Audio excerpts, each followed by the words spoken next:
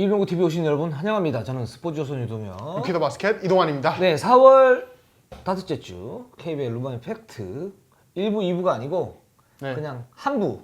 네, 한부. 신문 한부. 네.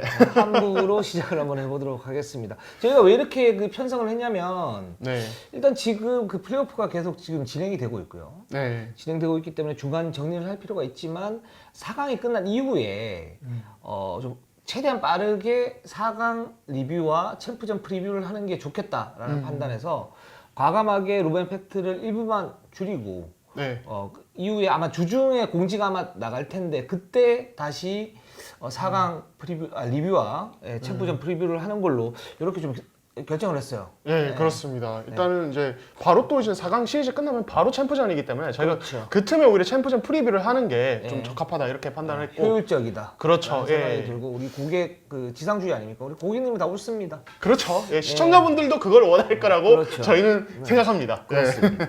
그래서 4월 다섯째 주 KBL 루멘 팩트 지금 뭐 30분 내로 끊을 수 있을지 모르겠지만 어쨌든 4강 특집으로 한번 진행을 해보도록 하겠습니다. 네.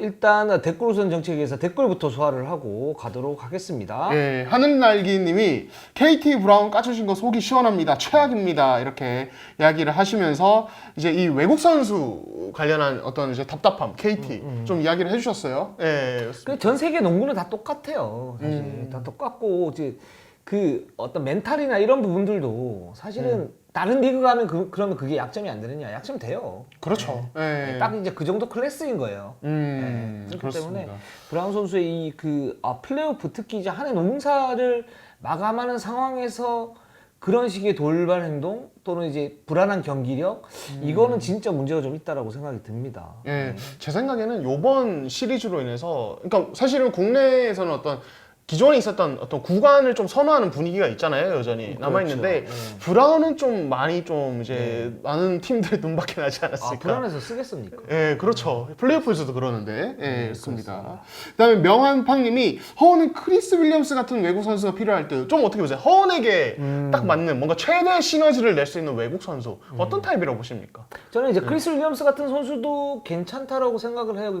그 볼 핸들러가 그럼 두 명이 되는 거잖아요. 크리스 윌리엄스의 가장 큰 장점, 그 역대 뭐 최고 영정 중에 한 명인데 이 선수의 장점은 좋은 농구 지능.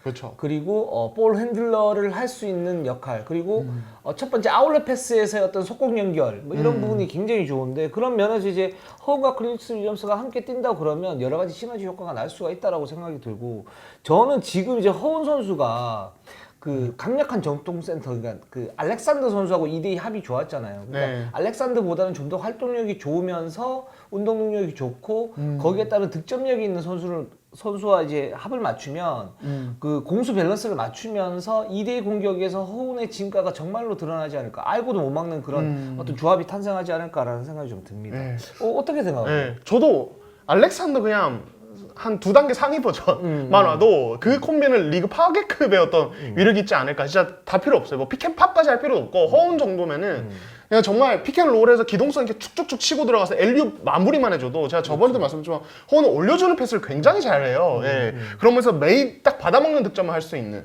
또 이제 뭐 제가 또 이거를 개인적인 선호도를 말씀드리는 건 아니고 네, 예. 이제 수비 빼고 공격에서만 보면 션던가 아 진짜 시너지가 날 것 같거든요. 네. 물론 수비는 걱정됩니다. 그 둘이 같이 수비했을 때. 하지만 공격만큼은 우리 너무 맞지 않을까. 허원 선수는 되게 좋은 효과가 나지 않을까. 이거는 좀 공감을 하실 것 같아요, 시청자분들도. 저는 예전에 그 현대모비스에 뛰었던 브라이언 던스톤 이런 타입의 선수, 그러니까 활동력이 굉장히 좋으면서 엘리웁을 자유자재로 받아먹을 수 있고 그 수비에서 이제 그 골 밑에서 받쳐주게 되면 아무래도 이제 외곽에서는 그 부담을 덜게 되잖아요. 그렇죠. 이제 그런 선수가 있으면 진짜 좋지 않을까. 그래 이제 아주 견실한 수비형 센터인데 운동 능력이 만렙인 약간 그런 선수가 있으면 그러면서 성실한 이런 선수도 있으면 좋지 않을까라는 생각이 듭니다. 예, 그렇습니다. 그리고 이제 또 KT 얘기 이제 또 하나 있는데 최성모 선수 언제 들어가나요? 허군 백업 가드로 야무질 것 같은데 지금 이제 다음 시즌에 또 군제대 선수들이 있는데 KT 같은 경우는 최성모 선수가 올해 12월에 전역을 합니다. 그래서 뭐 사실 KT는 이번 비시즌 때 뭐 뭔가 로스터 변화가 분명히 있을 수 있는 팀이지만은 아무튼 가드진에 최성모가 오면 조금 안정감은 더 해지지 않을까 이렇게 말씀을 드리고 바로 그렇습니다. 그러면서 이제 제가 볼 때는 다음 시즌도 사실 KT가 굉장히 좀 강할 수 있다라는 생각이 들고 외국인 선수만 잘 뽑으면 그쵸. 우승을 노릴 수 있는 그런 전력이 될 수 있다라는 생각이 들어요. 네, 좋습니다. 네. 그리고 그레이스님이 남자 국가대표팀 감독 선임이 이제 진행 중인데 선임에 따라서 국가대표팀 명단도 변화가 있을까요? 근데 일단은 이번에 이제 그 6월로 예정되어 있잖아요. 네. 이제 그 올림픽 최종 예선도 있고 그에 앞서서 아시아컵 예선도 있는데 이때는 지난 시즌 중에 좀 논란이 많았던 그 명단과 완전히 이제 달라질 겁니다. 예, 그러니까 새로 뽑는 거기 때문에 그래서 지금 이제 제가 알기로는 이현중 선수가 좀 빨리 귀국을 했거든요. 원래 학업을 다 마치고 할 수도 있는 상황에서 빨리 들어와서 이현중 정말 기대되네요. 그렇죠. 예. 그러니까 이게 이현준 선수 본인도 이 대표팀 선발에 대한 기대를 가지고 좀 일찍 들어왔다고 하더라고요. 무조건 뽑아야죠. 예, 무조건 뽑고 너무 궁금하고 아무튼 그래서 제 생각에 좀 젊은 선수들이 많이 나오지 않을까 이번에 그런 생각이 듭니다. 예. 그렇습니다. 예. 그리고 JB님이 현동안 40실점 했네요. 제가 한 게 아니에요. 예, 예. 1차전에 션동안이 그 이제 설린저에게 47점을 했는데 요거는 저희가 이따 시리즈 분석하면서 이야기를 해보면 좋을 것 같습니다. 그렇습니다. 예. 그리고 SY2420림님이 라그나는 정확히 다른 팀 외국 선수와 같이 보는 건가요? KCC는 3명이 벤치에 있는데 어떻게 되는 건가요? 연봉 책정은요? 설명 부탁드려요. 이렇게 설명 기염이 출동. 예. 좋습니다. 일단은 특별기아 선수로 돼 있는데 뭐 이제 시상식 때만 외국 선수로 분류를 하고요. 실제로는 특별기아 선수고 연봉도 좀 달라요. 그러니까 이제 보유하고 있는 팀은, 그러니까 기본적으로는 일반적인 다른 팀들은 이제 전체 샐러리 캡이 있고 그 안에서 2명 보유할 수 있고 1명 최대 50만인데 이제 라거나를 보유한 팀은 최대 라거나 제외한 이제 그 두 자리 최대가 42만 그리고 1인 최대가 35만 한 명 데려가도 되고 2명 데려가도. 근데 이제 오늘 오전에 그 이사회 결과 발표됐는데 샐러리 캡이 다 오르게 됐죠 지금. 그렇죠. 예, 그거에 대해서는 저희가 또 차차 또 다뤄보도록 하겠습니다. 예. 네, 그렇습니다. 또 HM 킴님이 모트리 볼랜드로 쓰다가 망하지 모트리가 드립이 좋은 거다. 기습 트랩 등하면 대처도 못하는데 모트리는 팬들좀 밖으로 거나 끌어내서 미들슛이나 이대성한테 찔러주는 용으로 쓰는 게 맞음. 그리고 결국은 김낙현과 전현우가 해줘야 돼. 이렇게 얘기를 하셨는데 뭐 전자랜드 팬이실 수도 있고 농구 팬이신 것 같은데 뭐 좋은 지적이죠. 근데 이제 그 모트리가 지금 제가 볼 때는 이제 메인 볼 핸들러로 드리블 하는 거 저도 이제 좀 불균형하다라고 이제 말씀을 갖다 드리긴 했는데 또 근데 어떤 효과들이 있냐면 김낙현 체력 세이브가 돼요. 그게 진짜 크죠. 네. 그 김낙현 선수가 이제 굉장히 좋은 선수인데 뭐 세부적인 약점이라고 얘기를 하면 일단 신체 사이즈, 신체 조건이 그렇게 좋지는 않기 때문에 풀업 점퍼로 석점을 때리는 경우가 많거든요. 그렇게 되면 이제 자연스럽게 체력적 어떤 부담감이 가중되고 그렇게 되면 그 전반과 후반의 어떤 경기력의 어떤 기복이 있을 수 있어요. 맞아요. 예, 있을 수 있는데 그러면서 이제 김낙현 선수가 메인 볼 핸들러가 되게 되면 이런 이제 체력 부담이 좀 더 심해질 거 아닙니까? 근데 모트리 선수가 이렇게 오면서 김낙현이 중간에서 어떤 그런 이제 체력 소모를 하지 않고 공격을 할 수 있기 때문에 어떤 3점슛의 효율이라든가 이런 뭐 전자랜드 공격의 효율 이런 부분이 좋아지는 부분이 있는데 또 양날의 검으로 말씀하셨던 것처럼 모트리가 딱 들어갔을 때 기습적인 어떤 버팀을 했을 때는 모트리가 과연 그걸 대체할 수 있겠는가 뭐 아직 뭐 유동 감독이 3차전 끝나고 나서 모트리 선수 아직도 한국 농구에 적응 중이다 이렇게 얘기를 했는데 이제 그런 부분에서는 약점이 있을 수 있겠죠. 예, 그렇습니다. 자, 그리고 모상욱님이 유재학 감독님이 설린저가 해치백 잘한다고 하던데 그게 뭔지 알고 싶어요. 일단 이 설린저의 수비에 대해서도 저희가 조금 이따 시리즈 얘기하면서 설린저가 그러니까 뭔가 그렇게 빠르지도 않고 운동하기도 대단하지 않은데 왜 수비가 잘한다고 평가를 받는가 저희가 이야기를 좀 해보도록 하겠습니다. 아, 그렇습니다.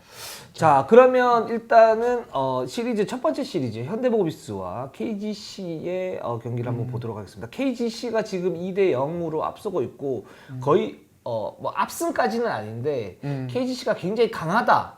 지금 이런 분위기로 흘러가고 있어요. 그렇죠. 네. 사실 이제 지난주에 예상할 때 이제 이동현 기자가 3대1 예상하셨고 제가 3대2를 예상을 했는데 이 울산에서 열린 첫 두 경기 다 KGC가 잡아냈고 1차전은 조금은 이제 그냥 사실 썰린저 원맨쇼 4쿼터였고 2차전은 정말 피 튀기는 혈투 끝에 KGC가 잡아냈습니다. 일단은 역시 아무래도 관심 모았던 게 이제 션농과 설린저의 맞대결인데 어떻게 보세요? 일단 지금까지의 어떤 양상과 내용에 대해서 완승이죠. 설린저의 완승이죠. 네, 그쵸, 좀 어떤 부분에 이렇게 될 거라고 생각해요. 1차전 같은 경우도 그러니까 일단 현대모비스가 지금 플레이오프에서 중점을 두고 있는 부분은 뭐냐면 이제 KGC의 외곽은 일단 봉쇄를 하자. 그렇기 때문에 뭐 전성현, 변준영, 뭐 문성곤, 이제도 이런 선수들한테 석점을 주지 말자. 왜냐하면 내외곽에서 이렇게 터져버리면 뭐 현대모비스 수비는 무너지게 되는 거니까. 그쵸. 그래서 기본적인 어떤 2대2 수비법, 그러니까 스크린 대처에 대해서는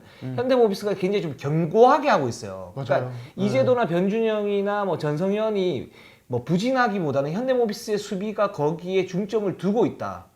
그렇기 때문에 상대적으로 찬스가 오세근에게 나는데 이거는 뭐 현농의 어떤 그 수비군한 문제도 겹쳐져 있고요. 그 어쨌든 가장 중요한 건 지금 현대모비스가 그렇게 하고 있는 그 이유가 뭐냐면 여기서 보시면 자, KGC가 볼을 잡았을 때 수비수가 이렇게 들어가 스크린을 주죠. 그럼 스크린을 주게 되면 이렇게 치고 들어갈 거 아닙니까? 그렇죠. 그랬을 때 여기에서 빅맨이 해지가 살짝 와요. 약간 강하게 와요. 그게 해지는 여기서 이렇게 막아주는 동작을 말하는 거고 여기에서 만약에 더블팀이 들어가서 기습적으로 가는데 이게 블리츠죠. 그렇죠. 블리츠, 기습이란 블리츠고 그래서 이렇게 살짝 들어가요. 그러면 여기서 이렇게 걸리면서 갈 거 아닙니까? 그러면 이 선수는 파이트 스루를 해서 뒤로 따라와요. 웬만하면. 그리고 여기에서 여기까지 막아주고 해지 백을 합니다. 그러면서 이렇게 막는. 이게 사실은 그 현대모비스 스크린 수비의 지금 기본이 되고 있어요. 그렇죠. 그렇기 때문에 외곽 찬스가 그렇게 많이 나진 않죠. 정말 전성현 같이 정말 팍 올라가서 슛을 쏘는 선수 외에는 잘 나지 않는 부분이고 그렇기 때문에 뭐 이제도나 변준영 선수가 사실 석점에서는 그렇게 뭐 효과를 못 보고 있는데 그 부분이 이제 현대모비스가 의도한 그런 수비다. 그래서 이런 수비 준비는 굉장히 좀 잘 돼 있다라고 보고 있는데 근데 1차전에서 진짜 중요한 건 뭐냐면 설린저가 4쿼터에 21점을 넣어버렸어요. 시작하자마자 그냥 연속으로 그것도. 네. 거기서 경기가 그냥 깨져버렸거든요. 네. 그러니까 이제 농구에서 가장 중요한 거 절대 에이스가 큰 경기에서 얼마나 중요한가 이 부분을 단적으로 보여줬던 경기 같아요. 그래서 이거는 어떻게 할 수가 없었다. 기본적으로. 그렇죠. 예. 그러니까 그러니까 4쿼터 초반에 그 설린저의 연속 득점 상황은 그러니까 이런 얘기를 많이 해요. 메이크 올 미스. 이거 이제 외국 선수들도 이제 그런 식의 표현을 많이 하는데 넣거나 안 들어가거나 사실은 그 던지는 순간부터는 그게 어떤 경기 흐름을 판가름한다라고 이야기를 하는데 그 설린저의 그 연속 21득점 중에 상당수는 어떤 그런 식의 슈팅. 그러니까 유작 감독도 끝나고 그런 말을 했습니다. 그렇게 넣는데 이거 어떻게 막나? 그렇죠. 사실은 그때 뭐 이제 현대모비스 수비가 뭐 션농이 예를 들어서 팔 들고 컨테스트 대충 뭐 안 하고 뭐 이렇게 있었던 것도 아니고 이렇게 팔 뻗고 그렇죠. 완전히 있는데 여기서 그냥 터치하면서 그냥 다 집어넣어 버리는 상황이기 때문에 그런 어떤 식의 어떤 득점은 사실은 뭐 알고도 못 막네. 그냥 그 선수의 공격이 너무 레벨이 높을 그렇죠. 뿐이다라고 말씀을 드릴 수 있을 것 같고. 이제 그런 생각이 들어요. 근데 이제 2차전으로 넘어와서 보면은 결국에는 또 션농 수비는 굉장히 저는 문제를 일으켰다라고 생각을 해요. 그러니까 네. 1차전에서 사실 저는 이제 션농에 대해서 현대모비스가 망가질 수도 있겠다라는 생각이 들었어요. 그러니까 만약에 션농이 정규리그 때처럼 이제 설린저에게 막히면서 이제 꼬라지 부린다고 그러죠. 꼬라지 부리고 이제 악영향을 미치게 되면 이게 끝날 수 있다고 봤는데 근데 션농이 예상보다는 굉장히 지금 인내심을 가지고 잘 버티고 있어요. 네, 그 부분은 잘 버티고 있는데 문제는 그거였어요. 1차전에서 보면 공격의 어떤 방식이 설린저 같은 경우에는 외곽 이제 슛이 굉장히 지금 올라온 상태고 굉장히 정확하니까 션농이 컨테스트가 약간 뒤쳐졌을 때는 석점을 때려버리고 그렇죠. 또는 미드 레인지로 공략을 해버리고 예. 만약에 조금 붙는다 그러면 그대로 파버리죠. 그러니까 이게 기본이잖아요, 사실. 붙으면 파고 떨어지면 쏜다. 이게 기본인데 근데 거기에서 션농 같은 경우에 공격에서 보면 심판진들에게 짜증내는 경우가 많잖아요. 물론 그렇죠. 이제 뭐 심판진들 어떤 미스콜 문제도 있기는 하지만 기본적으로 자기가 공격에서의 어떤 공간 확보를 잘 안 한 상태에서 피하면서 던져요. 맞아요. 예. 그러면서 그 이후에 나는 어떤 컨테스트가 그 마찰들이 있는데 그걸 가지고 이제 파울을 왜 안 불어주느냐 얘기를 하는데 그 파울 불어주기가 사실은 쉽지가 않아요. 그렇죠. 예. 근데 설린저는 어떤 식이냐면 파울을 유도를 하는데 이게 뭐 플라핑 이런 카테고리가 아니고 자기의 공간을 정확하게 확보를 한 다음에 거기에서 상대 수비가 설린저의 실린더를 넘어왔을 때 그 부분을 갖다가 정확하게 타이밍을 맞춰서 뛰면서 올라가서 접촉을 해서 넣는단 말이죠. 그렇죠. 그러니까 그 부분은 파울을 불 수밖에 없어요. 어떻게 보면. 그러니까 유도한다고 하더라도. 근데 그 부분에서 션농 같은 경우에는 이렇게 억울해하죠. 항의하려고. 이쪽에서는 안 불어줬는데 왜 여기는 부르냐. 나는 이렇게 가만히 있었을 뿐인데. 근데 실제로 보면 실린더를 갖다가 살짝 침범하는 그런 경우가 있었었고, 그게 이제 설린저와 촌농이었던 그 공격 클래스의 차이를 보여준다. 2차전에서. 그게 그 두 가지가 완전히 갈랐다라는 생각이 들고, 근데 2차전에서는 현대모비스가 나름 저력을 보여줬습니다. 그렇죠. 예. 그러니까 이제 1차전 때 이제 그런 션농과 설린저의 맞대결에서 확 밀려버린 게 되게 이제 어떤 그냥 승부 자체를 판가름 지었다면 2차전에서는 일단은 기본적으로 현대모비스가 1차전 때 원래 준비했던 수비 그러니까 설린저가 외곽 퍼리미터에서 공격, 외곽에서 공격할 때는 국내 선수들이 마크하고 장재석, 함지훈 이런 선수들이 마크를 하고 인사이드로 들어오면은 션농이 마크하는 식이었던 수비. 원래 1차전 때 이걸 준비해 왔다가 션농이 1쿼터 도중에 아 싫다 그냥 내가 맡을래 이렇게 이제 이게 아니 그러니까 그게 참 문제예요. 예. 뭐냐면 저는 지금 현대모비스가 그런 수비틀이 가장 효율적이라고 봐요. 예. 그 예전에 안드레 에밋이 있었을 때, 안드레 에밋이 있었을 때 이 절대잇을 과연 어떻게 막지 그랬을 때 오리온이 어떤 방법을 썼냐면 일단은 외곽에서 에밋을 김동욱이나 최진수를 붙여서 괴롭히고 들어오게 되면 변형 그 지역 방어, 그러니까 존을 써가지고 이승연이 갑작스럽게 이렇게 헬프로 들어오는 그런 방법입니다. 그 어떤 거냐면 에밋이 석점 슛은 괜찮은데 미드 점퍼가 약해요. 예, 맞아요. 예. 그리고 골밑 돌파가 되는 그런 선수. 그러니까 미드 점퍼 쪽에서 딱 들어왔을 때 헬프를 들어가게 되면 골밑으로 돌파도 하지는 못하고 거기에서 슛을 쐈을 때 적중률이 떨어지기 때문에 그런 방식을 했는데, 근데 그거의 어떤 좋은 거는 뭐냐면 오리온이 그런 수비적인 유기성이 있어야 되는 거잖아요. 그쵸. 근데 김동욱이나 이승현 또는 헤인즈가 그런 부분에서 조화를 잘 이뤘기 때문에 맞아요. 할 수 있었던 부분인데, 그래서 현대모비스 같은 경우는 제가 볼 때는 설린저의 그 미세한 약점이 뭐냐면 운동력이 좀 떨어지기 때문에 파고 들었을 때 순간적인 더블팀이 딱 들어가는 것, 그리고 션농이 외곽에서 어떤 그 컨테스트가 좀 약하기 때문에 외곽에서는 국내 선수가 많고 션농이 헬프를 들어가게 되면 어쨌든 블락할 수 있는 그런 타이밍이 생기게 되는 거고 설린저의 공격 효율성을 떨어뜨릴 수 있는 그런 방법이다 라고 생각을 해서 그런 틀은 잘 만들어 갔는데, 예. 근데 거기에서 1차전에서는 션농이 그걸 거부를 해버린 거죠. 아니, 그러니까 4강 시리즈 앞두고 계속 팀 훈련하면서 약속 다 한 건데 그렇죠. 갑자기 경기 도중에 그렇게 말을 했고 자기가 하겠다 이렇게 어떻게 보면 때를 쓴 거죠. 때를 썼고 이게 유작 감독이 어쩔 수 없이 받아들이면서 그래서 이 쿼터부터는 그냥 션농이 계속 막았어요. 근데 결과적으로는 완전히 털렸죠. 당해버렸죠. 네. 그래서 2차전에서는 션농이 그걸 다시 받아들이고 다시 하기로 했습니다. 그렇습니다. 그러면서 이제 설린저 제어가 좀 되기 시작한 거죠. 그렇죠. 예를 들어서 현대모비스가 설린저가 뭐 예를 들어서 오세근과 뭐 2대1을 막 이렇게 하면은 그냥 스위치 빨리 해버리고 퍼리미터에서는 장재석이 붙어버리면서 장재석이 그것도 되게 잘했어요. 그렇죠. 예, 그렇게 해주고 션농은 인사이드에서 버텨주고 예, 이런 식으로 가다 보니까 설린저 제어가 2차전에서 어느 정도 된 거거든요.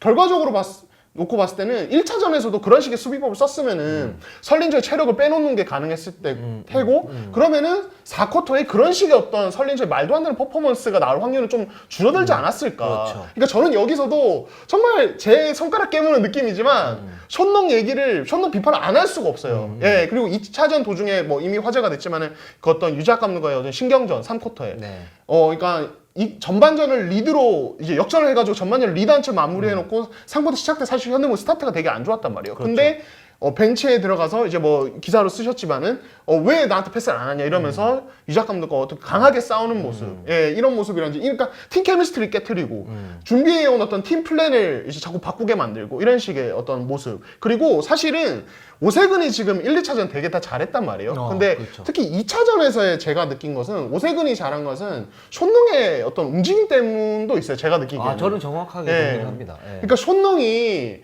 그러니까 그 설린저가 뭐 스크리너가 되는 뭐 그런 2대1을 막거나 아니면은 자기가 정말 장재석이 밖으로 나가고 자기가 오세근을 막아야 될 때, 그러니까 자신과, 그러니까 설린저를 주시하는 건 괜찮아요. 설린저와 자기가 맡고 있는 오세근의 어떤 사이의 거리를 잘 잡아야 되는데 막 엉뚱하게 왔다 갔다 해버려요. 예를 들어서 그냥 오세근을 확 붙어버린다든지 아니면은 오세근을 버려두고 그냥 설린저만 보다가 설린저한테만 따라가 버린단 말이에요. 그러면서 오세근에게 막 찬스가 뻥뻥뻥 난단 말이에요. 그러니까 사실은 제가 봤을 때는 이 오세근의 활약은, 오세근이 물론 그런 커다는 타이밍이라든지 그런 메이비 능력 이런 게 이번 시리즈는 워낙 좋은 것도 있지만은 전반적으로는 션농의 어떤 수비 문제가 되게 크다. 결국에는 저는 거기서 계속 이게 시리즈가 흔들리고 있다고 봐요. 오세근만 어느 정도 효율을 낮춰서 사실은 2차전은 현대모비스가 잡을 수 있는 경기였거든요, 분명히. 예, 저는 그런 생각이 듭니다. 예. 그렇습니다. 그러니까 오세근이 지금 잘하고 있는 거는 이제 반가운 일이에요. 그러니까 제가 이제 KGC가 오세근이 터지면 뭐 KGC는 객관적 전력으로 내가 볼 때는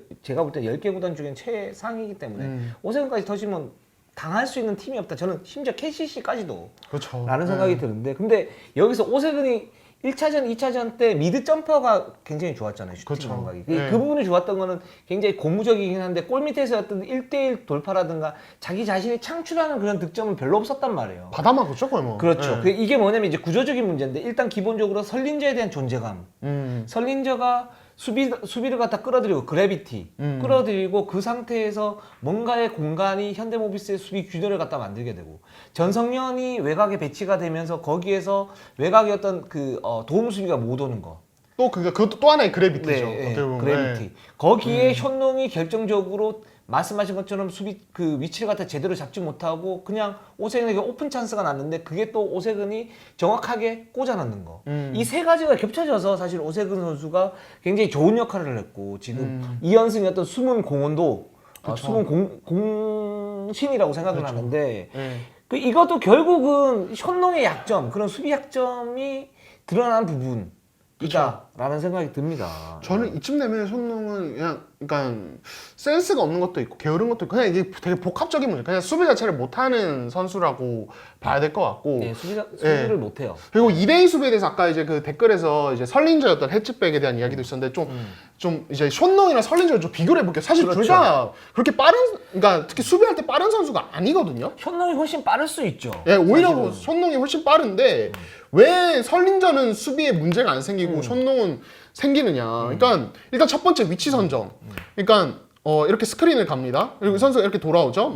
아까 말씀하신 때 이렇게 뒤로 돌아오는데, 그러니까 설린저는 여기서 이제 말대로 살짝 쳐주는, 그러니까 이 위치 선정이 되게 좋아요. 엄청 좋죠. 그리고 그 다음에 두 번째 어디까지 되냐면, 그리고 여기서 하나만 더 말씀드리면 상대에 따라서 이 선수가 슛이 좋은 선수면 좀 더 바짝 붙고 맞아요. 더 나가주죠. 그리고 네. 슛이 그렇게 좋지 않은 선수, 그게 미드 점퍼나 슛이 좋지 않은 선수 같은 경우에는 견제만 해줘요. 그러니까 게투를 순간적으로 그러니까 두 명의 그 공격자를 갖다 보는 그 위치가 굉장히 절묘합니다. 그렇죠. 설린저는. 네. 그렇죠. 그러니까 여기서 이제 물론 핸들러의 어떤 슈팅력에 따라서 말씀하신 대로 어떤 나가는 정도가 다른데 이 위치 선정이 기가 막혀요.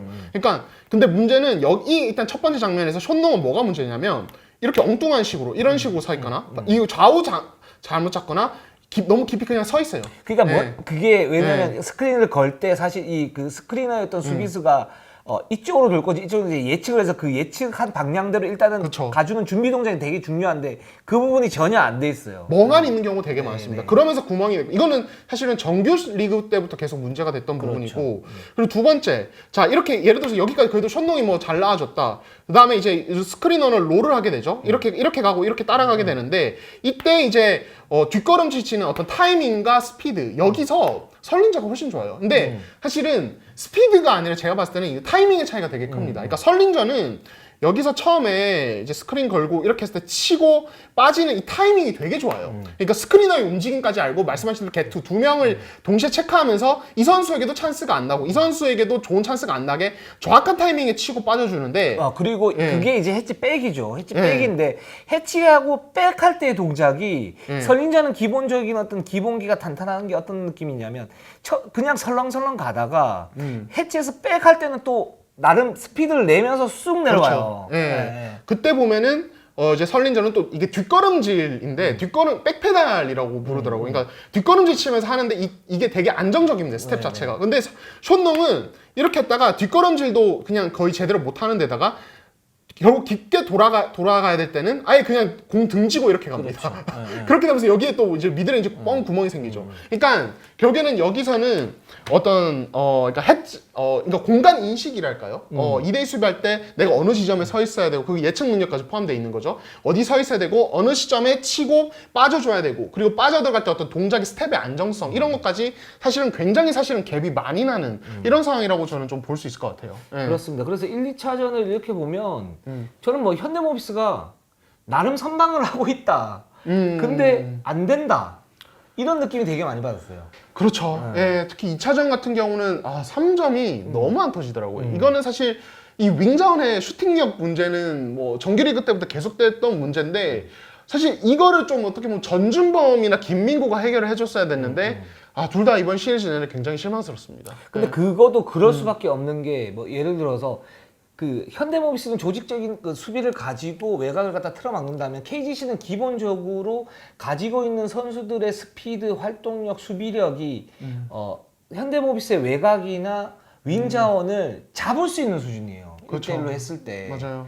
잡을 수 있는 수준이어서 근데 그럼 그 균형을 누가 이렇게 해야 되냐? 장재석이나 아니면 현농이 그걸 해줘야 되는데 이제 현농은 그런 부분을 못 하고 있죠. 장재석을 어느 정도 해주면서 거기서 이제 득점이 나오고 있는데 그렇기 때문에 윙 자원의 어떤 그런 그 현대모비스 활용도 사실상은 좀 문제가 좀 있을 수 있다라는 생각이 들고 그 현대모비스 입장에서는 지금 KGC를 그러니까 힘 대결로 수비 전환을 하면서 한두 점 싸움 해주는 것밖에 방법이 없어 보이고 KGC 같은 경우에는 제가 볼 때는 그냥 이대로 쭉 가면 될 것 같아요. 그러니까 그렇죠. 네. 지금 선수들이 어떤 부분이 있냐면 좋은 게, 그러니까 문성곤이 뭐 석점이 좀 안 들어가고, 뭐 이재도나 변준영도 석점이 좀 안 들어가는데 거기에 이제 개의치 않고 탄탄하게 자신이 팀 승리 위해서 이제 확률 높은 그런 공격을 구사를 해요. 예를 들어서 변준영이 이렇게 있다, 뭐 스텝백 석점 이런 걸 던지지 않고 상대가 이제 약간 미스매치성인 이영민 선수나 뭐 김민우 선수가 이렇게 있다 그러면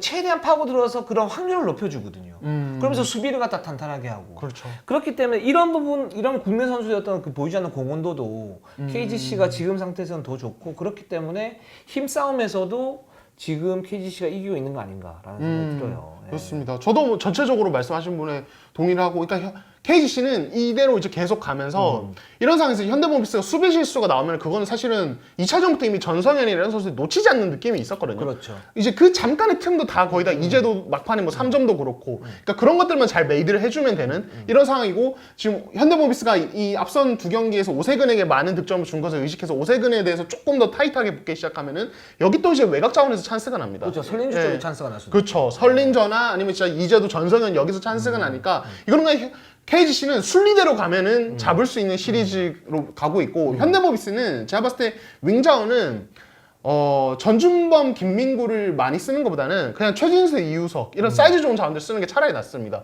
말씀하신 대로 현대모비스는 지금 같이 그냥 수비전 가서 2점 싸움, 1점 싸움 해야 되는 입장이기 때문에 오히려 이럴 때는 탄탄하게 그냥 상대 봉쇄하고 리바운드 확실하게 잡아줄 수 있는 장신 윙자원이 그냥 3점 그날 까봐야 하는 어설픈 슈터 자원보다 저는 훨씬 낫다. 그래서 사실 2차전 때 현대모비스가 훨씬 더 안정된 경기력을 보여준 것도 저는 최진수, 이우석의 출전 시간이 늘어난 부분이 되게 크게 공헌을 했다고 보거든요. 맞습니다. 적어도 최진수는 문성권에게 그 정도로 쉽게 공격 리바운드를 주지 않기 때문에 그래서 저는 그런 식으로 현대모비스가 하면 좋지 않을까 싶습니다. 예. 그렇습니다. 그리고 뭐 맥클린 출전 시간도 조금 전 늘렸으면 좋겠는 게 그 시간은 굉장히 불안해요. 그러니까 잘하면 좋은데 굉장히 불안하고 현대모비스의 지금 설린저 아까 말씀하셨던 이제 외곽에서는 국내 선수 안쪽에서 이제 헬프 들어오거나 아니면 그 1대1로 막는 그런 수비가 어느 정도 효과가 있다라고 생각이 들고 그 방법밖에 없어요, 사실. 설린저를 막기 위해서는. 그렇죠. 그래도 못 막을 텐데 그 방법밖에 없기 때문에 그렇게 하는 게 좀 좋을 것 같고, KGC 같은 경우는 일단 오세근 선수가 미드 점퍼가 살아났다는 거는 굉장히 좀 고무적이다라는 생각이 들어요. 네, 그렇습니다. 뭐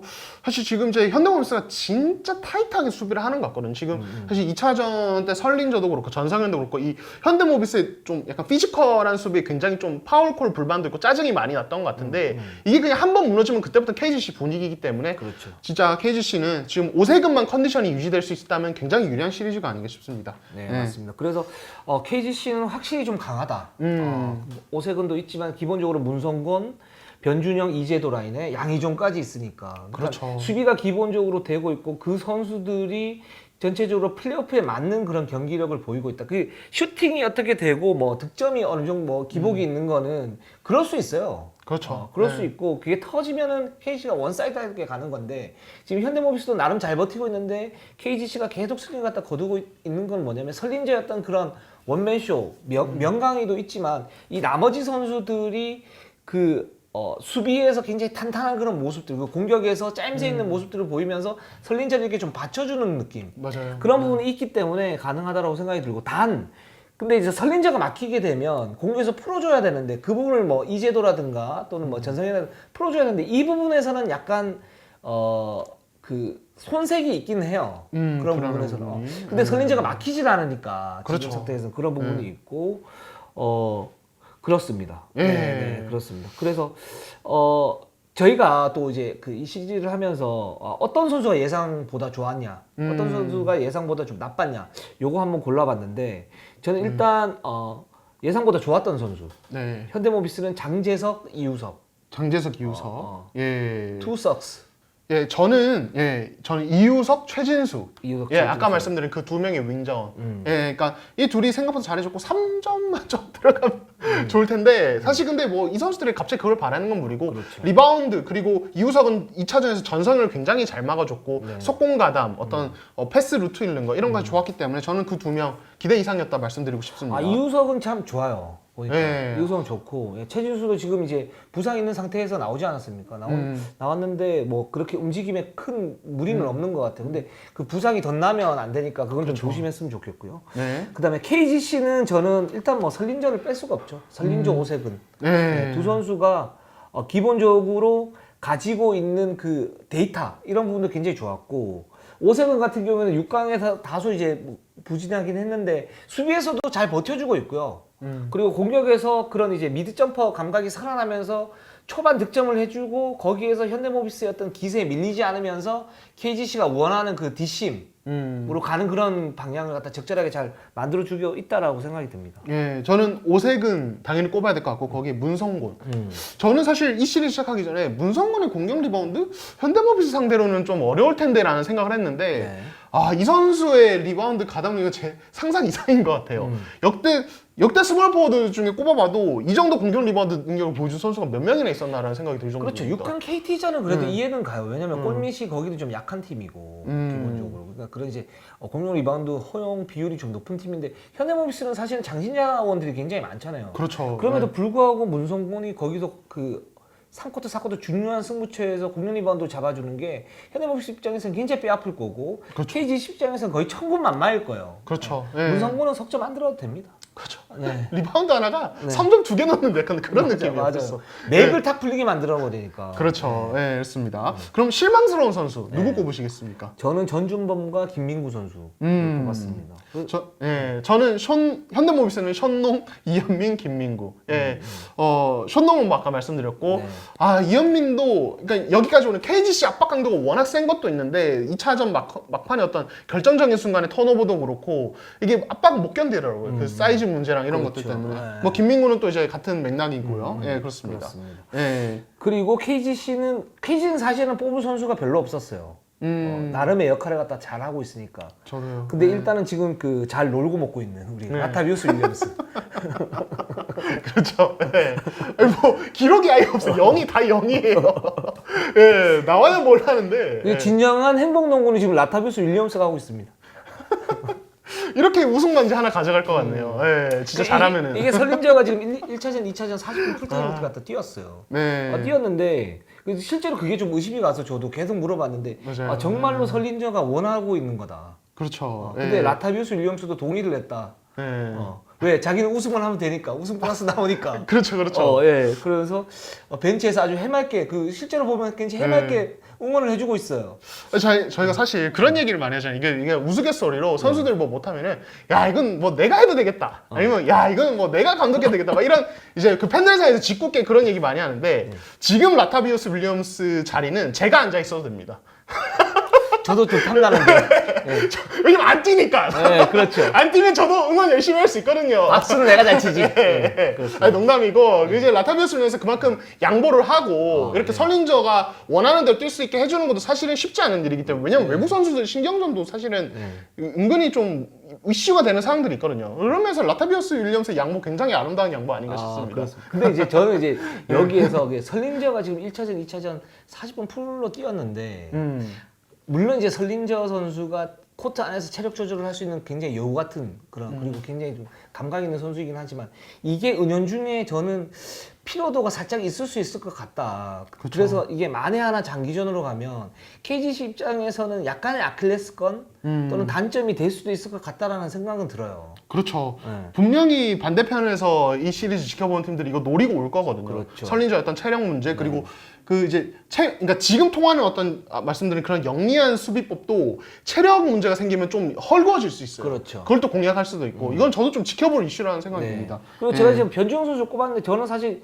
꼽을 선수가 없어 두 명 꼽자 그래서 꼽은 건데 변준영 선수 잘하고 있습니다. 네, 그렇죠. 사실 저도 뽑겠는데 네, 뭐, 네. 네, 그러니까 이 선수면 사실은 변준영은 그냥 폭발력을 확 보여줘야 되는 선수인데 아무래도 지금 현대모비스 수비가 너무 탄탄하다 보니까 거기서 좀 영향력이 별로 없는 것이 좀 아쉽다. 뭐이 대신에 정도? 좋은 거는 뭐냐면 이 선수가 이제 수비에서 자신의 어떤 사이즈와 스피드와 파워를 이용을 해서 적절하게 잘 막아주고 있어요. 그리고 맞아요. 보이지 않는 공헌도가 있다라고 말씀을 갖다 좀 드리고 싶고, 자 그러면 KCC와 전자랜드로 한번 가보도록 하겠습니다. 좋습니다. KCC와 전자랜드도 정리되는 듯 하다가 3차전에 엄청난 폭풍우가 쏟아졌습니다. 예, 3차전에서 40점 차가 넘는 점차로 그냥 일방적인 게임이 돼버렸고 이렇게 되면서 이제 4차전을 좀 재밌게 지켜볼 수 있는 어떤 여지가 생긴 것 같습니다. 근데 일단 이 시리즈를 관통하는 최대 이슈 송교창 결장이지 않습니까? 송교창이 그렇죠. 공백. 예. 근데 KCC가 1, 2차에서 이걸 굉장히 잘 메웠어요. 좀 어떻게 보셨어요? 예. 일단은 송교창 같은 경우에는 사실 이제 대체 불가능한 어떤 자원들이 있는데 네. 저는 그 중에 한 명이라고 봤거든요.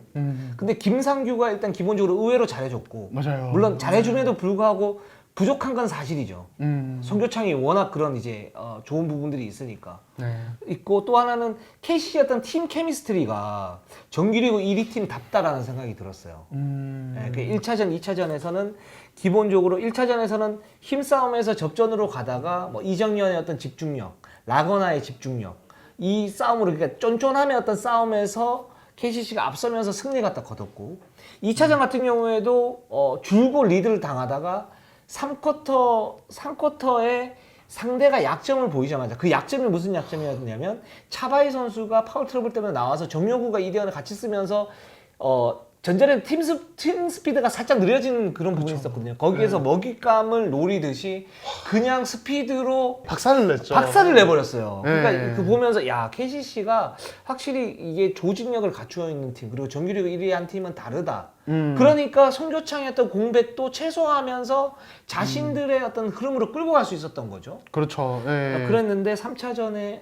공백이 나왔습니다. 그렇죠. 예. 일단 저도 이제 말씀하셨죠. 2차전까지 김상규가 그러니까 저는 사실 송창용은 그렇게 잘하고 있는 상황은 아니라고 보고 네, 네. 김상규가 예상외로 너무 잘해줬어요. 특히 네. 뭐 2차전에서 점수차 확 벌리는 뭐 3점도 그렇고 그러니까 지금 이제 전자랜드가 제가 그 시즌 초반부터 말씀드린 그 갭 디펜스 헬프를 2대2 수비할 때 다른 쪽에서 헬프를 깊게 오면서 그냥 로테이션을 그냥 확 돌려버리는 예, 그냥 활동량으로 커버치는 수비를 하고 있는데 이때 김상규 쪽에 상대적으로 공간이 좀 생겨요. 이게 왜냐면 이대현이 발이 느리기 때문에 한번 깊게 들어가면 나중에 돌아오면서 여기 시간이 좀 딜레이가 되거든요. 맞아요. 그런 네. 부분도 있고, 또 하나는 의도적으로 그쪽을 살짝 그러니까 맞아요. 주려면 그쪽에서 주자. 뭐 이렇게 그렇죠. 나온 약속된 플레이 같기도 하고요. 그렇죠. 로테이트 하면서 김상규는 맨 마지막 네, 약간 이런 느낌도 있어요. 그렇죠. 맞아요. 네. 맞는 말씀이고. 살짝 반템포 느리게. 그렇죠. 네, 어쩔 수 없으니까 로테이션 하면. 그렇죠. 그러니까 이게 사실은 이런 식으로 가면 제가 아는 정규리그의 김상규는 물론 막판에 괜찮긴 했지만은 주저하면서 던지거나 던지더라도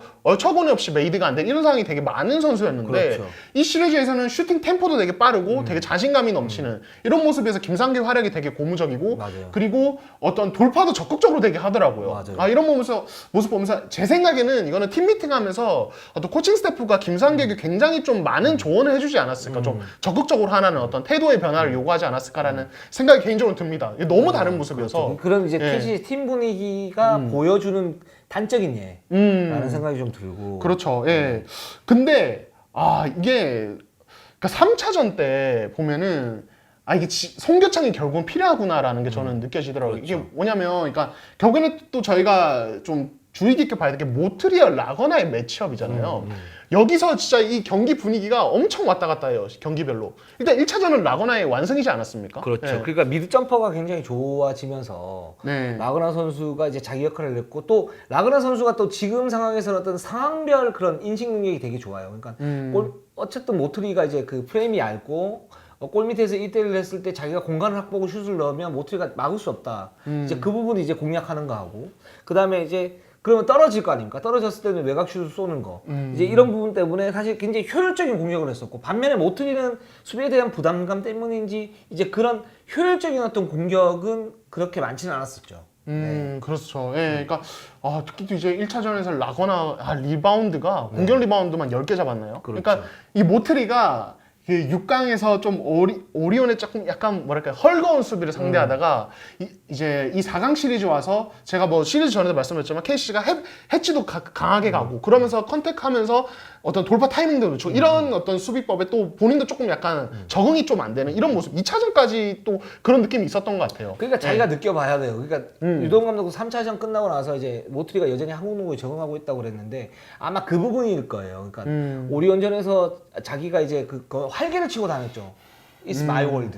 내 세상이야. 그렇죠. 이러다가 KCC 따고 오니까 이제 수비가 굉장히 좀 타이트해졌는데 분명히 그 4강 준비 전에 그런 얘기를 했을 거예요. 그쵸. 이런 헬프 디펜스가 많이 상대가 그렇게 할 들어오고 거다. 더블팀이 되게 많이 들어오고 거기에 대해서 조심해야 되고 들어오는데 사실 느껴보기 전에는 그게 체감이 안 되는 그런 부분이 있고 근데 3차전에서는 확실히 그런 부분에서 약간 좀 단속하는 느낌? 그러면서 모트리가 역시 좋은 능력을 가진 선수구나라는 생각이 들었었고 또 하나는 뭐가 있냐면 이게 라거나와 모트리가 가위바위보 게임을 하고 있는데 그러니까 라거나는 골 밑에서 어떤 우위를 이용을 해서 자신의 어떤 미드 점퍼를 활용하는 그런 공격을 하면서 모트리에게 압박감을 주고 있고 모트리는 기본적으로 1대1 페이스업에서 라거나가 언제든지 제칠 수 있다는 그런 믿음을 가지고 있는 선수 같아요. 근데 3차전에 모트리 페이스가 너무 좋았어요. 근데 이 부분이 4차전에도 이어지지 말라는 보장이 없거든요. 그렇죠. 예, 네. 특히 라거나 같은 경우에는 뭐 수비적인 세부적인 약점을 얘기를 하자면 외곽에서의 어떤 그 컨테스트 능력이 좀 떨어지고 거기에서 다시 백할 때 어떤 동작이 상대적으로 좀 스피드가 좋은 선수를 만나면 쉽게 뚫리는 그런 경향들이 있기 때문에 모트리가 그런 부분에서 3차전에 어떤 약점을 잡고 왔고 헤인즈가 이제 후반에 나오긴 했는데 헤인즈는 게임이 안 된다.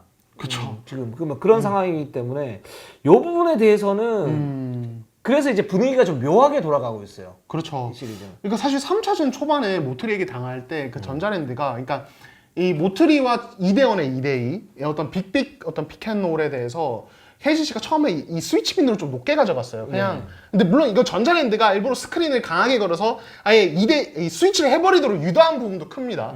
근데 거기에서 너무 많이 당했어요. 예, 김상규가 나갔지만은 사실은 거기서 김상규가 해치 쳐주고 돌아오는 것까지는 뭐 이 선수 사이즈도 좋고 발도 신장들이 빠른 편이 괜찮지만은 스위치에서 모트리를 막을 수는 없는 선수거든요. 그렇죠. 근데 그거를 이제 전자랜드가 물고 늘어졌고 그렇게 되면서 KCC가 2쿼터부터 좀 바꿔서 그냥 해치로 바꿨는데 여기서 또 이제 말씀하신 어떤 라거나의 어떤 수비 약점이 좀 드러나면서 또 모트리가 적응이 완전 돼가지고 얘들 이렇게 하겠지 해치하고 이렇게 하겠지 이 타이밍 놓치지 않고 그냥 밖에서 3점 던져버리거나 이런 식으로 그렇게 한 다음에 또 이제 모트리가 탑에서 잡고 라거나가 쳐져 있으면은 또 이제 뭐 거기서 공간 나면은 모트리가 공략하거나 김낙현 이대현이 공략해버린다든지 전현우가 찬스 나버린다든지 이런 식으로 가니까 제가 봤을 때는 송교창이 안 온 상태에서 이게 만약에 4차전이 치러지면은 저는 전자랜드가 잡아낼 가능성이 충분히 있다고 봅니다. 그렇죠. 지금 모트리가 적응을 해버렸어요. 제가 느끼기는 그래요. 맞아요. 네, 맞아요. 맞습니다. 저도 똑같은 생각이고 그렇기 때문에 그래서 분위기가 이제 묘하게 돌아간다라고 말씀을 드리는 거거든요. 거기에서 외국인 선수 싸움에서 사실은 지금 조 알렉산더가 지금 나오긴 했는데 여전히 지금 실전에서 쓸 수 없는 그런 상황 같아요. 그렇죠. 네. 그리고 헤인즈는 뭐 말씀하셨던 것처럼 이제 좀 떨어지고 많이 떨어지고 그런 상태에서 라거나가 예를 들어서 모트리한테 밀리면 이렇게 되면 이 경기 같은 경우는 전자랜드가 굉장히 자유자재로 요리할 수 있는 그런 가능성이 있는 그런 구조가 돼버리니까 맞아요. 이 상태라면 이 3차전에서 어떤 그 분위기가 4차전 이어갈 수 있고 그렇기 때문에 5차전 모르게 되는 거죠. 그렇죠. 그 상태에서 지원군은 진짜 송교창밖에 없으니까 그 부분이 맞는 것 같고 그리고 전자랜드가 사실 2차전에 역전패를 당했는데 유동 감독이 거기에 대해서 이제 또 자신의 어떤 그 얘기를 갖다 했죠. 그렇죠. 예. 그렇게 하면서 이제 정혁은 활용법을 좀 바꿨잖아요. 네. 결국에는 정혁은 3번, 이대현 4번. 정규리그 막판에 계속 영웅이든 이 어떤 라인업은 가동하지 않을 것 같습니다. 남은 시리즈 동안. 일단은 이거 자체가 정규리그 때도 이미 성공을 못 거두고 계속 문제가 있었는데다가 지금은 정혁은의 이대현이나 몸 상태가 100%가 아니고 그렇죠. 가뜩이나 발이 빠른 캐시 상대로 쓰면은 탈난다는 게 너무 노골적으로 드러났기 때문에 그래서 사실 3차전부터는 오히려 정혁은을 4번으로 쓰면서 이제 오히려 정혁은 포스트업으로 이제 KCC의 낮은 신장을 그냥 공략을 해버리는 이런 식으로 갔거든요. 이렇게 계속 갈 것 같아요. 일단은. 네, 그게 이번 시리즈에서는 굉장히 효율적일 것 같아요. 그러니까 이대현과 정혁은을 돌린다거나 아니면 정말 특수한 상황에서 둘이 쓰는데 그거는 정말 한시적으로 쓴다. 그렇죠. 정말 한시적으로. 왜냐면 진짜 말씀하셨던 것처럼 2차전 후반에 KCC 스몰 라인업이 어떻게 빅 라인업을 갖다가 공략할 수 있는가를 정확하게 보여준 게 KCC의 그런 스몰 라인업이었고 조금이라도 좀 느려지게 되면 KCC의 그런 이제 빠른 공수 전환, 그런 트랜지션 공격이 엄청나게 위협적이구나. 그러면서 그런 확 가지고 와버렸잖아요. 그래서 그렇죠. 대승을 갖다 거뒀는데 이런 부분 때문에 그런 것 같고 그 전자랜드가 사실은 이제 만약에 챔프전을 가게 되면 그 이대현과 정효군의 어떤 공존도 필요할 수가 있어요. 예를 들어서 현대모비스를 만나거나 KGC를 만나면 거기는 이제 윙 자원이나 포워드 라인이 굉장히 높기 때문에. 그렇죠. 근데 지금 상태에서 KCC가 스몰 라인업이기 때문에 제가 볼 때는 정효군이나 말씀하셨던 것처럼 이대현이나 이렇게 돌아가면서 쓰는 게 훨씬 더 좋을 것 같다라는 생각이 좀 듭니다. 네, 좋습니다. 네. 네. 그래서 그런 생각이 들고 그리고 송교창이 지금 그럼 어떤 상태냐? 과연 4차전에 나올 것인가? 네. 그러니까 2차전 끝나고는 KCC 코칭 스태프가 송교창을 내보내지 말자라고 결론을 내린 것 같아요. 뭐냐면 이전 전승을 했고 이런 상태면 3차전 잡게 되면 송교창을 무리하게 뛰기지 않고 휴식이 좀 더 된 상태, 통증을 완전히 잡은 상태에서 챔프전을 가면 훨씬 더 좋을 수 있다는 판단을 섰는데 근데 문제는 이제 3차전 져버렸으니까 4차전에서는 제가 볼 때는 나올 가능성이 조금 더 높다. 근데 지금 통증이 그럼 어떠냐? KCC 관계자 말에 의하면 사실 지금 일단 인대 부상이잖아요. 인대 부상인데 통증이 있는 그런 상태인데 뛰지 못할 정도는 아니고 단 통증이 1차전 전에 통증 지수가 한 10이었다면 지금 한 3, 4 정도로 줄어든 상태이긴 하다. 그래서 근데 아직까지 정상 어떤 컨디션은 아니고 휴식이 살짝 필요한데 4차전에 나올 가능성도 있다. 그건 이제 전체진 감독이 결정하실 무기다. 이렇게 좀 얘기하고 있는 상태고 전체진 감독도 3차전 경기 끝나고 인터뷰에서 제가 직접 물어봤거든요. 송교창을 어떻게 쓰실 생각이시냐 물어봤더니만 거기에 직접적인 얘기를 좀 언급은 피하신 채 원론적인 얘기를 하셨는데 그럴 수밖에 없을 것 같아요. 거기서는 그러니까 그렇죠. 뭐 쓴다 쓴다 얘기하면 예를 들어서 전력이 어떤 뭐 노출이 될 수 있는 그런 상황일 수도 있고 만약에 이제 지금도 생각을 해봤을 때 송교창을 좀 아낀 상태에서 챔프전을 가면 훨씬 더 좋긴 할 텐데 지금 흐름상 송교창을 내보내야 될 것 같긴 하고 근데 통증이 잡혀있는 과정이기 때문에 오늘이죠. 그러니까 네. 26일 월요일 오늘 훈련을 보고 좀 결정을 한다고 그러는데 그렇게 됐을 때는 어떤 판단 어떤 근거 이런 부분들이 살짝 좀 미약할 수 있으니까 전찬희 감독 입장에서는 인터뷰 때는 뭐 직접적으로 언급하기보다는 좀 신중한 자세를 갖다 택하는 게 맞는 것 같고요. 그렇습니다. 그래서 송교창 같은 경우는 지금 이런 상태다 정확하게 라는 생각이 들어요. 네, 좋습니다. 네. 자, 그러면 이번 시리즈에서 어떤 윤동혁 기자가 봤을 때 예상보다는 잘해줬던 선수 누가 있을까요? 네. 일단 KCC는 저는 정창영, 정창영. 네, 그리고 김상규 두 김상규. 선수가 잘해줬다. 네.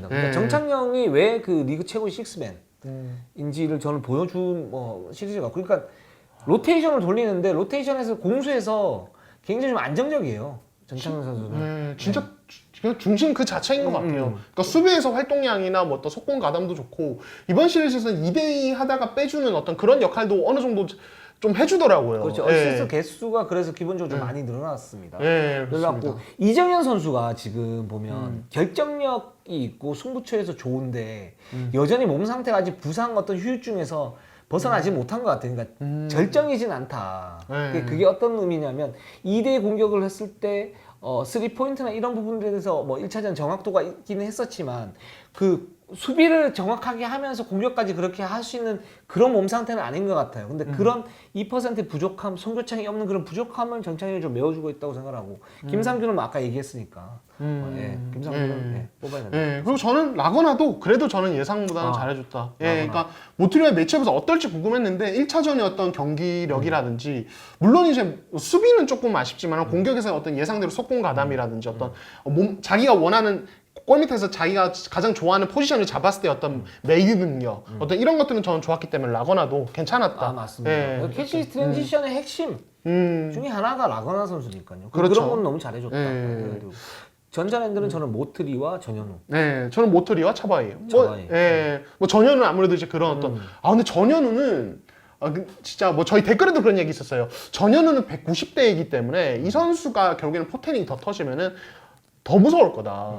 근데 지금 전현우는 진짜 그 틈 틈 잠깐만 생겨도 사이즈가 좋아서 이 컨테스트 수비에 신경 안 쓰고 그냥 다 메이드를 해버릴 수 없는 수준으로 가고 있는 것 같아요. 그렇죠. 예, 진짜 무서운 슈터가 된 것 같아요. 그래서 진짜 그 간단히 얘기하면 수비만 이렇게 된다 그러면 네. 제가 볼 때는 리그 최상급 3&D 요원으로 될 수 있고 대표팀에도 뽑힐 수 있다고 생각이 들어요. 진짜 국대급. 예, 그렇습니다. 예, 저는 그 차바위. 예, 차바위가 수비에서 해주는 공헌도가 여전히 큰 느낌이 있어요. 뭐 이정현 잡는 부분도 그렇고. 그래서 사실 지금 이번 시리즈 KCC 가드들 중에 막 엄청 폭발적인 활약을 하는 선수는 없거든요. 지금 현 시점에서는 김지한도 그렇고 이 부분에서는 차바위의 어떤 수비 공헌도가 어느 정도 있지 않나. 그 전자랜드 그렇죠. 특유의 그 로테이션 엄청 돌리는 그 수비에서도 예, 그렇습니다. 그리고 전자랜드 모트리 선수가 역대 플레이오프 역사를 하나 썼어요. 예, 어제 3차전에서 플레이오프 역대 최다 득점 한 경기 48점을 넣었습니다. 그렇습니다. 그래서 와. 경기 후 인터뷰에서 우리가 이제 그 제라드 설린전 선수는 설교수라는 애칭이 있지 않습니까? 네. 또 그걸 이제 물어봤어요. 우리 기자단에서. 예. 그런 애칭이 있는데 자기는 뭐 가지고 싶은 애칭이 없냐. 그래서 별명이 있으면 지어주면 좋긴 하지만 자기는 아직 그런 생각은 없다. 뭐 이렇게 얘기를 했는데 그래서 예. 우리가 한번 지어볼까. 원래 그 장명에는 제가 볼 때는 그 점프볼의 민중국이잖아. 그렇죠. 이런 친구들이 잘합니다. 그렇죠. 좀 또 젊은 이제 친구들. 사실 설교수도 유동현 기자가 만든 거잖아요. 제가 만든 거 아니에요? 제일 처음은 설교수는 유동현 기자가 제일 먼저 하신 거 아닌가요? 저는 그렇게 알고 그건 있어요. 모르겠어요. 저는 그냥 이제 단 선생의 그냥 설교수 이렇게 한 건데. 네, 제가 알기로 그게 처음인 걸로 알고 있어요. 본격적으로 그렇습니까? 그렇게 부른 거는. 예, 지금 커뮤니티에 나왔던 것 같은데 제가 볼 때는. 근데 이제 이렇게 기사나 이렇게 방송에서 언급. 예. 또 그렇게 됩니까? 예. 감사합니다. 저는 커뮤니티에 많이 못 봐서. 얻어 걸린 듯한 느낌. 예, 그렇습니다.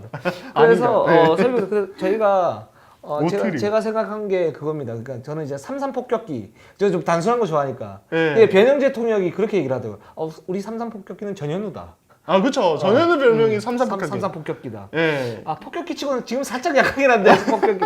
그래서 제가 이제 스나이퍼 48 어떠냐? 스나이퍼 48. 스나이퍼 48. 예. 저는 요게 거의 좋더라고요. 그 이제 저희 원석영 기자가 썼던데. 원석영 기자가 또 이제 잘 써. 네, 그런 이제 센스가 좋아요. 근데 그 이제 요즘에 그 혹시 브레이브걸스 아세요? 브레이브 알죠? 네. 럴리. 예. 거기 멤버들 별명이 뭐 왕능자, 매보자, 그렇죠. 뭐 이제 맞죠. 꼬북자 이러는데 예, 이제 48득점 했으니까 원석영 기자 48자라고. 48자. 예, 저는 48자 좋은 것 같아요. 평생 이 별명이 그냥 그 자체로 남는 거잖아요. 48득점 이게 계속 들어가는 거예요. 48자 모트리. 48자 모트리. 예, 저는 원서영 기자 별명이 되게 좋아서. 좋습니다. 예, 48자 저는. 그리고 뭐 소수 의견으로 막 그런 얘기도 나왔어요. 인천 시약함. 인천 느낌 있다. 시약함하고 닮았어요. 파스칼 시아캄하고 왜 비슷하고 플레이 스타일도 좀 비슷하고. 닮았어요. 인천 시아캄. 인천 시약함. 예. 그 이제 시아캄을 보통 팬들이 시암탉이라고도 부르거든요. 네네네. 예, 인천 시암탉은 어떤가? 인천 시암탉. 인천을 깨워주는 그 목소리. 예. 그렇습니다. 좋아요. 네, 그렇습니다. 좋습니다. 그리고 예상외로 좀 실망스러웠던 선수 한번. 예상외로 실망스러웠던 뽑아보도록 해요. 저는 이제 송교창 선수 못 나왔으니까 송교창 하고 근데 유병훈 선수 지금 엔트리 못 들어가니까 그렇죠. 유병훈. 근데 송교창이 지금 못 나오니까 유병훈도 못 나오는 부분이 있어요. 어떤 부분이냐면 김상규가 딱 들어갔을 때 거기는 이제 백업 자원이 한 명 필요하지 않습니까? 김상규는 풀로 못 뛰니까. 그래서 이제 그 곽동희 선수가 들어갔고. 그렇죠. 김지우 같은 경우는 이제 라그나의 어떤 골 및 공격이 어떤 핵심 중에 하나니까 스트레치 요원으로 일단 들어가게 됐는데, 그래서 송교창이 들어오게 되면 사실 유병훈도 같이 들어갈 수가 있어요. 근데 이 부분도 사실 송교창 공백에서는 좀 크다라는 생각이 들어요. 그러니까 KCC의 가장 큰 강점은 외곽 자원들이 굉장히 풍부하고 거기서 로테이션을 돌렸을 때 여러 가지 다양한 공격 조합을 이룰 수 있다는 건데 그 중에 이제 유병훈 선수가 정규리그 때는 뭐 확률이 자리매김을 그렇게 많이 하지는 못했지만 부상으로 그렇죠. 플레이오프 왔을 때 의미 있는 어떤 역할을 갖다가 할 수가 있는데 송교창이 빠지게 되면서 선수 구성상 유병훈도 빠져야 되는 그런 상황이 됐기 때문에 이런 부분도 이제 송교창의 어떤 공백 중에 하나다 이런 생각이 듭니다. 저는 이제 아까 언급했던 송창용이랑 김지환. 사실 저는 이 두 명의 롤플레이어가 송창용은 좀 수비에서 더 잘해줘야 되는 리바운드나 이런 거에서 다 더 잘해줘야 된다고 보고 김지환은 오디오 게임에서 이 선수가 조금 더 득점을 해줘야 된다고 봐요. 이 선수가 좀 지금 득점이 너무 떨어지는데 그러니까 전자랜드의 이 타이트한 로테이션 수비를 상대로 좀 득점해줘야 그러니까 KCC가 수비 성공 후 트레이션 외에도 어떤 루트가 생기지 않을까. 지금은 약간 그러니까 제가 봤을 때 3차전이 허무하게 진 것도 어떻게 보면은 그 수비 성공 후 트랜지션 기회 자체가 줄어들었잖아요. 왜냐면 모토리가 말도 안 되는 확률로 득점을 만들어 버리니까. 그렇다 보니까 5대5 게임만 계속 했어야 되는데 KCC가 거기서 풀어가는 건 당연히 뭐 이정현이 있어야 되지만 지금 송교창이 없기 때문에 김지한이나 이제 이런 다른 선수도 좀 해줘야 되지 않을까 이런 생각이 들어서 김지한 꼽았습니다. 그렇죠. 그러니까 유병훈 선수, 그러니까 유병훈이나 김지한이 이제 앞으로 뭐 그리고 유현준까지 해서 이제 KCC 백코트를 이끌 수 있는 그런 자원들이잖아요. 뭐 아주 좋은 자원들이고. 근데 유병훈이 좀 다재다능함. 유현준이 이제 그 셋 오펜스에서의 어떤 그 게임 리딩에 좀 더 이제 중점이 된다면 김지한은 이제 상대 수비를 깰 수 있는 돌파와 득점력. 요 부분에서 어떤 크랙 역할, 축구로 치면 크랙 역할을 할 수 있는 선수인데 이게 지금 살짝 부족해요, 김지한이. 정규리그 때도 그렇고. 그럼 폭발력이 좀 있어야 되는데. 그렇죠. 예. 예, 그 부분은 앞으로 계속 좀 고민을 좀 해보면 좋을 것 같아요. 김지한은 앞으로도 뭐, 캐치에서 내년도 그렇고 내후년도 그러니까 뛰어야죠. 있을 수 있으니까 좋습니다. 그런 생각이 듭니다. 자, 전자랜드 저는 이제 박찬희와 데본 스캇. 네, 저도 박찬희 꼽았습니다. 네. 아, 박찬희 선수는 뭐 사실 시즌 중반 이후로도 뭐 사실 출전 시간이 좀 눈에 띄게 준 것도 있고 플레이오프 들어서는 임준수가 많이 네. 또 나와준 부분이 있는데 아 이제는 이 선수에게 뭔가 기대를 너무 걸기 조금 힘들지 않을까. 네. 예, 그러니까 뭐 워낙 노장이기도 하고, 그러니까 그 동안은 사실 슛이 약해도 그 치명적인 약점을 써도 다른 부분에서 메워주는 게 있었잖아요. 뭐 예를 들어 수비력이라든지 아니면 어쨌든 상대가 뭐 이제 아예 세깅을 하고 있어도 패싱 게임을 좀 유리하게 하면서 풀어주는 부분이 있었는데 이제는 그것도 안 되는 것 같아요. 그래서 그렇죠. 아쉽습니다. 박찬희 선수가 딱 나왔을 때 어떤 에너지 넘치는 움직임, 그리고 속공에서의 어떤 그 패싱 게임이 굉장히 좋았던 선수이기 때문에 외곽슛이 어떤 약점이 있어서도 메울 수 있다. 그리고 수비가 워낙 좋은 선수. 근데 이제 그런 이제 활동력이나 그 에너지 레벨이 살짝 떨어지면서 좀 애매하게 된 것 같아요. 그러니까 차라리 그냥 3차전에서도 임준수를 쓰자. 그렇죠. 예, 근데 임준수 선수 썼는데 굉장히 좀 활동적이고 잘해줬어요. 벤치에서 응원대장을 하다 보니까 그 선수가 뭔가를 하나 했을 때는 팀 분위기 자체가 그러니까 분위기가 2배로 올라가는 뭐 이런 부분들이 좀 있어가지고 그때 좀 안타깝기는 합니다. 박찬희 선수 분명히 지금 반등할 수 있는 그런 요소를 갖춘 그런 기량을 갖춘 선수인데 좀 안타깝긴 해요. 네, 그렇습니다. 네. 저희가 지금 4강 특집을 했는데 좀 어떻게 보셨는지 좀 궁금합니다. 뭐 저희는 항상 최선을 다하고 저희가 다음 방송 아까 말씀드렸던 것처럼 1부, 2부로 나눠서 하는 게 아니고 일단 1부로 끊고요. 여기서 끊고 그 다음에 4강이 끝나면 최대한 빠른 시간에 녹화를 해서 업로드를 하는 그게 2부격이 되는 거죠. 그렇죠. 네, 그렇게 해드리도록 하겠습니다. 저희는 항상 최선을 다하겠습니다. 오늘 방송은 여기까지입니다. 자, 네이버 유튜브 구독, 좋아요, 알람, 감사합니다.